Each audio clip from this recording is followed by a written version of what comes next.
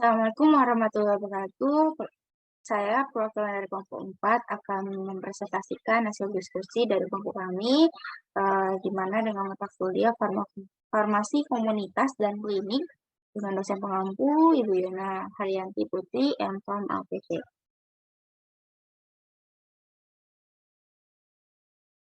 Adapun anggota kelompok kami ada Wahyuni Dwi Sartika, Rais Akbar, Ardea, Elvina, Yozi, Anissa Salma, Desti Rahmawati, Rosarina Hayat. Pokok-pokok pembahasan yang pertama ada sistem formularium, yang kedua formularium nasional, yang ketiga formularium rumah sakit, keempat komite farmasi dan terapi, 5 contoh obat-obat dalam Fornas, yang keenam manfaat dari formularium. Pertama, sistem formularium.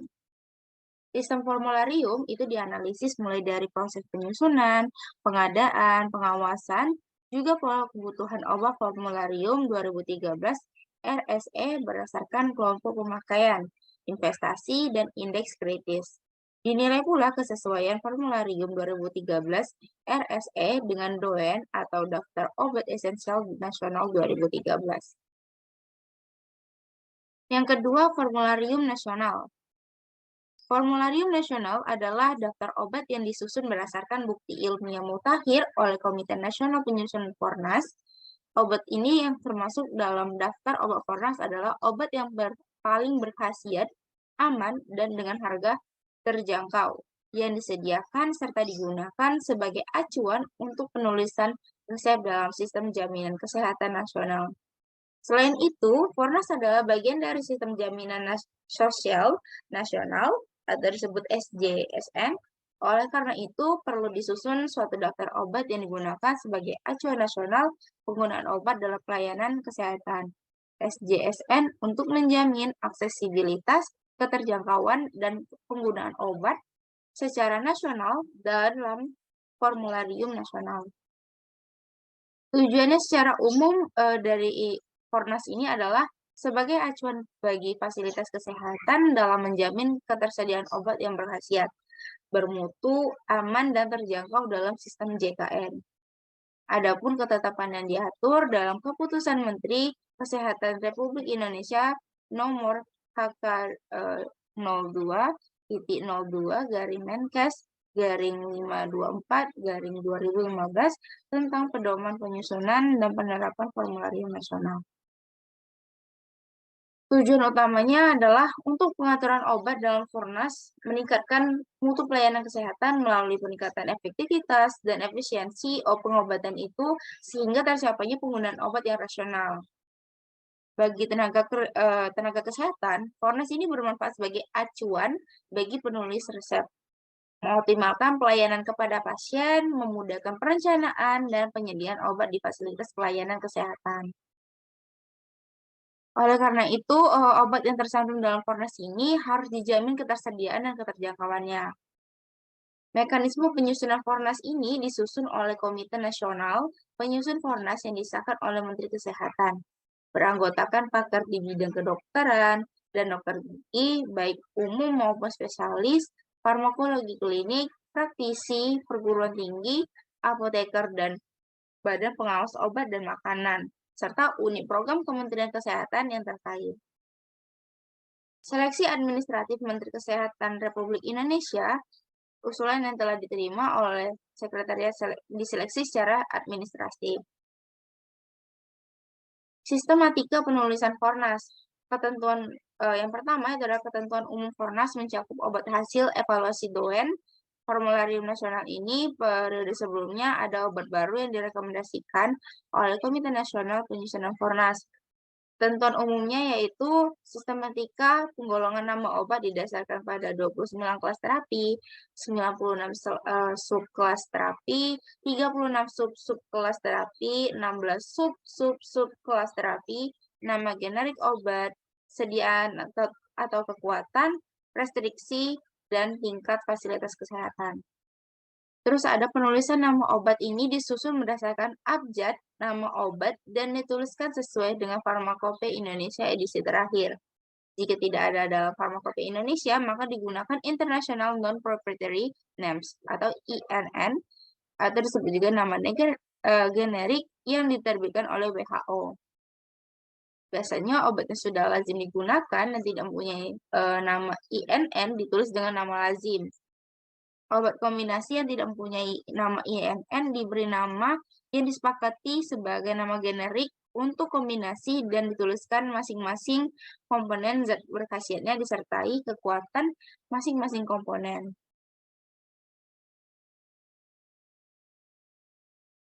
Satu jenis obat dapat tercantum dalam beberapa kelas terapi, subkelas atau sub-subkelas terapi sesuai dengan indikasi medisnya. Yang keempat, ada obat yang dipakai di fasilitas kesehatan tingkat 1 adalah obat yang digunakan untuk pelayanan kesehatan primer. Yang selanjutnya adalah obat yang dipakai di fasilitas kesehatan tingkat 2, obat yang digunakan untuk pelayanan kesehatan sekunder. Sedangkan untuk di fasilitas kesehatan tingkat 3 itu adalah yang digunakan obat untuk pelayanan kesehatan yang tersier. Nah, yang terakhir penulisan obat rujuk balik dengan memberikan tanda bintang setelah nama obat tersebut. Upaya pengembangan Fornas. Upayanya ini sendiri, pelaksanaan peninjauan Fornas tidak hanya dilakukan dengan pelaksanaan proses revisi Fornas yang menyeluruh setiap 2 tahun sekali, namun juga dilakukan terus pelaksanaan review Fornas secara berkala.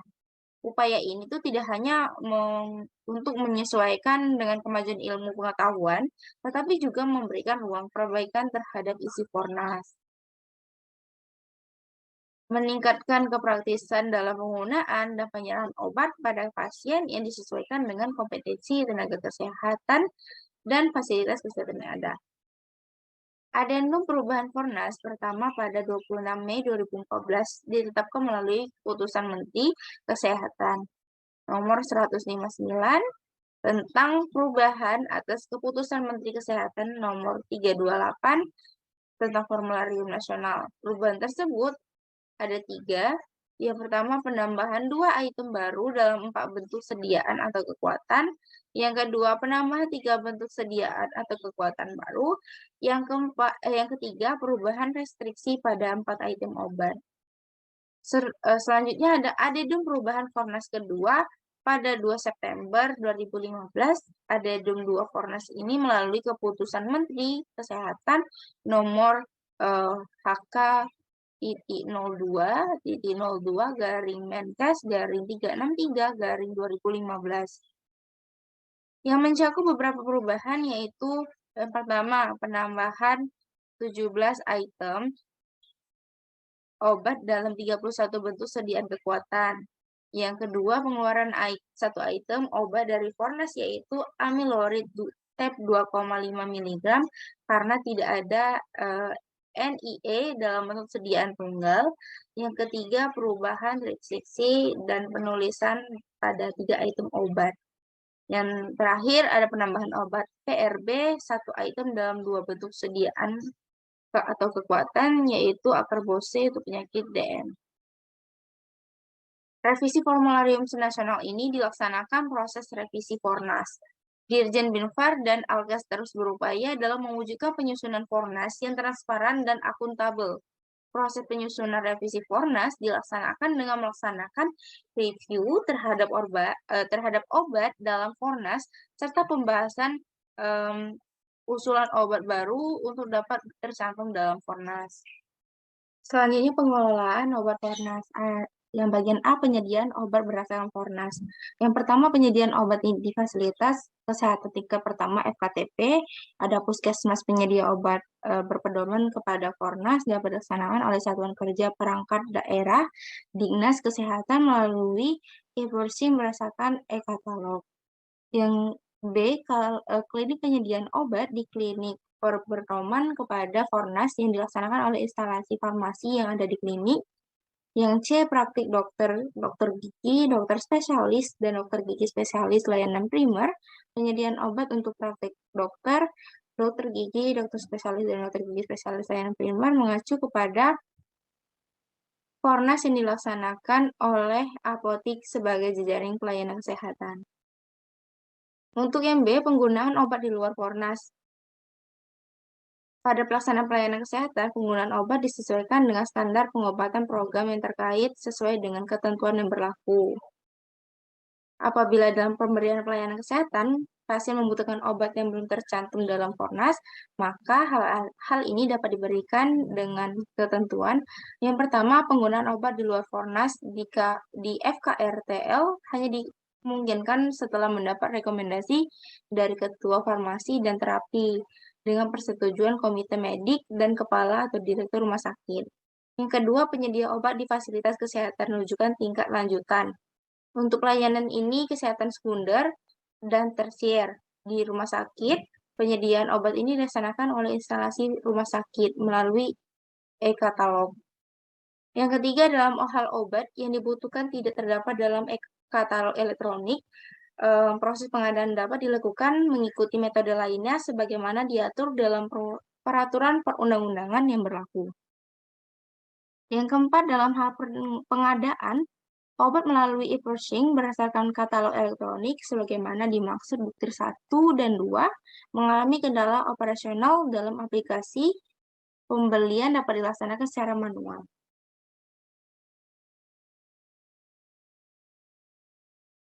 Pemantauan dan evaluasi. Penerapan Fornas ini perlu dipantau dan dievaluasi secara terus-menerus. Pemantauan dan evaluasi dilakukan untuk menilai ketaatan dan dampak penerapan Fornas dalam pelaksanaan JKN. Tingkat ketaatan terhadap Fornas itu dapat dilihat dari persentase kesesuaian obat di rumah sakit dengan Fornas. Pemantauan dan evaluasi keluaran dari dampak penerapan Fornas ini menggunakan instrumen pemantauan dan evaluasi yang telah disiapkan. Melalui instrumen tersebut diharapkan dapat diidentifikasi sebagai potensi permasalahan sehingga dapat disiapkan ketersediaan, proses administrasi, dan kemungkinan kesenjangan antara ketersediaan dan kebutuhan. Dalam mendukung upaya pelayanan kesehatan yang bermutu dalam pelaksanaan JKN, penggunaan obat ini mengacu pada Fornas dapat meningkatkan efektivitas dan efisiensi pengobatan sehingga tercapai penggunaan obat rasional melalui pemilihan jenis obat yang bermanfaat, aman, dan terjangkau terbukti secara ilmiah. Bisa dilihat pada gambar berikut ada formulir rekapitulasi usulan obat formularium nasional, terus ada juga formulir laporan efek samping obat. Selanjutnya, formularium rumah sakit. Penyusunan formularium rumah sakit itu ada 7. Ada komite atau tim farmasi dari terapi. Yang kedua, sistematika formularium rumah sakit. 3. Kriteria pemilihan obat untuk masuk formularium rumah sakit. 4. Tahapan penyusunan formularium rumah sakit. 5. Revisi formularium rumah sakit. 6. Akses. Yang 7. Review. Kebijakan penggunaan. Direktur Kepala Rumah Sakit harus membuat kebijakan penggunaan obat di rumah sakit yang tercantum dalam formularium rumah sakit, meliputi yang pertama, restriksi atau batasan, di mana ini dimaksud terkait dengan kewenangan penulisan resep serta ketentuan lain yang diperlukan untuk persiapan obat yang rasional, antara dosis, jenis, dan jumlah maksimal obat, lama penggunaan, dan dokter penulis resep. Yang kedua, substitusi yang dimaksud adalah penggantian obat oleh instalasi farmasi, di mana substitusi ini ada 2 jenis. Yang pertama, substitusi generik penggantian obat dalam resep dengan sediaan lain yang terdapat di formularium yang memiliki zat yang sama. Substitusi ini dapat dilakukan oleh instalasi farmasi dengan persetujuan dari dokter penulis dan atau pasien. Yang kedua, ada substitusi terapeutik atau penggantian obat dalam resep dengan sediaan lain yang zat aktifnya berbeda namun dalam kelas terapi yang sama. Substitusi jenis ini dapat dilakukan oleh instalasi farmasi dengan terlebih dahulu meminta persetujuan dokter. Petugas farmasi menuliskan pada lembar resep atau dalam sistem informasi farmasi nama obat pengganti, tanggal, dan jam komunikasi nama dokter yang memberi persetujuan. Penggunaan obat di luar formularium dibutuhkan Formulir rumah sakit ini apabila obat yang dibutuhkan tidak tercantum dalam formulir rumah sakit, untuk kasus tertentu maka dapat digunakan obat lain secara terbatas, sesuai dengan kebijakan rumah sakit dengan ketentuan sebagai berikut. Yang pertama, penggunaan obat di luar formularium sakit hanya digunakan setelah mendapat rekomendasi dari Ketua Komite atau tim 14 farmasi dan terapi dengan persetujuan Direktur Kepala Rumah Sakit. Yang kedua, pengajuan permohonan penggunaan obat di luar formularium rumah sakit dilakukan dengan mengisi formulir permintaan obat khusus non-formularium. Yang ketiga, pemberian obat di luar formularium rumah sakit diberikan dalam jumlah terbatas sesuai dengan kebutuhan. Formularium permintaan khusus obat dan formularium. Nah, bisa dilihat ini adalah permintaan khusus apabila obat ini tidak terdapat di dalam formularium rumah sakit. Yang keempat, Komite Farmasi dan Terapi. Komite Farmasi dan Terapi, Komite dan Farmasi dan Terapi ini merupakan salah satu komite atau tim yang ada di rumah sakit yang menyelenggarakan fungsi tertentu di rumah sakit sesuai dengan kebutuhan dan perkembangan ilmu pengetahuan dan teknologi dalam rangka meningkatkan mutu pelayanan dan keselamatan pasien. Anggota komite ini dan farmasi terapi ini terdiri dari dokter yang mewakili semua spesialis yang ada di rumah sakit, apoteker instalasi farmasi, serta tenaga kesehatan lainnya apabila diperlukan. Ketentuan mengenai organisasi, keanggotaan, dan tanggung jawab komite atau tim farmasi dan terapi terdapat dalam rincian berikut. Yang pertama ada organisasi, di mana komite atau tim farmasi dan terapi merupakan wadah yang merekomendasikan kebijakan penggunaan obat kepada direktur atau kepala rumah sakit. Rekomendasi yang disusun oleh komite atau tim farmasi dan terapi selanjutnya disetujui oleh direktur kepala rumah sakit.